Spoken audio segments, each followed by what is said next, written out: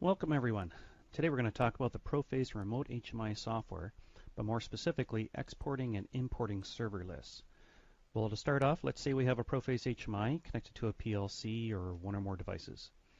We are connected via Ethernet to a wireless network or even the internet.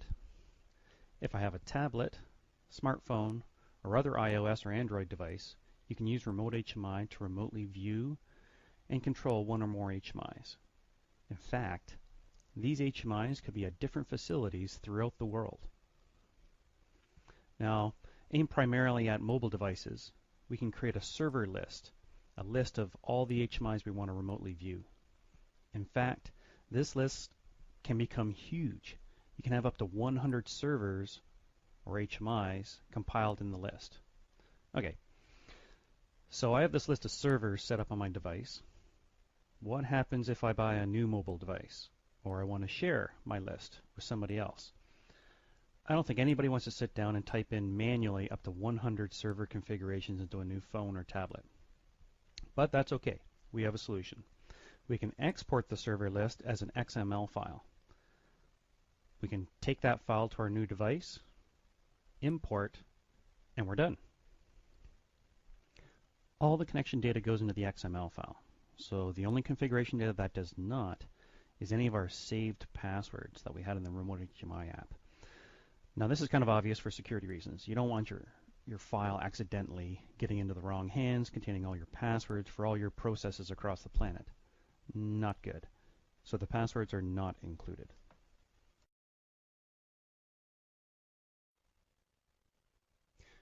So here we are with my iPad showing on my desktop. I'm using the Apple AirPlay functionality to be able to bring this up and show it on the screen.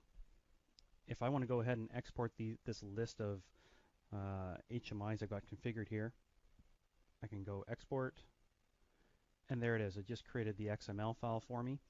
So now, the only problem with iPads is trying to get the file off of them. You can either download a program which can browse the files on the iPad, and then I've never found it very easy, but get that file off the iPad somehow. But the easiest way is to go to your iTunes. And in your iTunes software, when you plug your iPad in, I've got my iPad plugged in via USB into my computer here, and I go to iPad,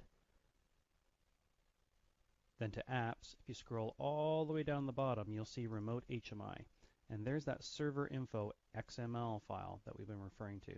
Now this is live with the iPad, so if I actually click on this file, I hit the delete key on my computer to delete that file, it's gone. If I go back over to my iPad, and I do an export,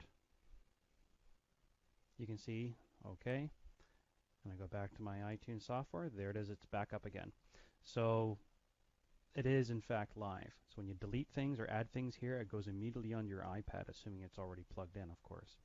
So there's no need to hit the sync button down here.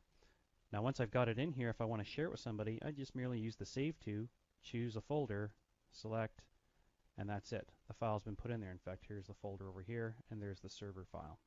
Now, obviously, when I want to bring that file back in, I can just follow a similar process. If I want to, I can delete the file that's already there, hit the Add, choose the file. Maybe somebody gave me this file. Open.